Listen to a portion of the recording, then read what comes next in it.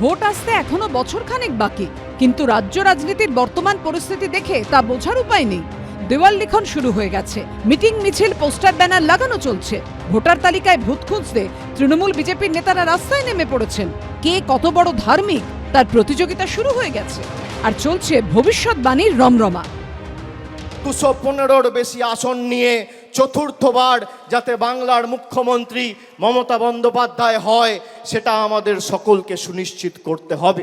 আমরা 215 পার করব, তার থেকে বেশি হবে তো কম হবে না। অভিষেক যেটা বলেছে অ্যাকচুয়ালি কারেক্ট, আমি ওইটাই মেন করতে চেয়েছি। আমি বলেছি 2/3 মেজরিটি তো থাকবেই, তার বেশি আপনাকে নিয়ে আসতে হবে, বিজেপির জামানত জব্দ করতে হবে। শুভেন্দু অধিকারীর টার্গেট যখন অন্তত 180, তখন মমতা বন্দ্যোপাধ্যায়ের লক্ষ্য 215+। তৃণমূল যখন শুভেন্দু অধিকারীর টার্গেট নিয়ে কটাক্ষ করছে, তখন বিজেপি ও মমতা বন্দ্যোপাধ্যায় ও অভিষেকের লক্ষ্যমাত্রা নিয়ে বিদ্রুপ করছে।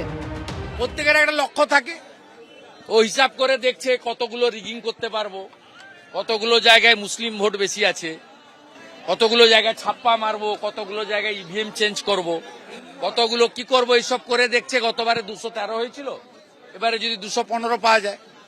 আর আমরা রাজনৈতিক অঙ্ক করছি, যদি হিন্দুরা এক হয়, জনজাতিরা সাথ দেয়, তাহলে 210টা সিট আছে যেখানে অন্যদের সাহায্য লাগবে না। শুভেন্দু বাবুকে আমি কেন বলেছি লক্ষ্মী? 19-এ বিজেপির সঙ্গে কি এমন ছিল না যেটা পরে যুক্ত হয়েছে?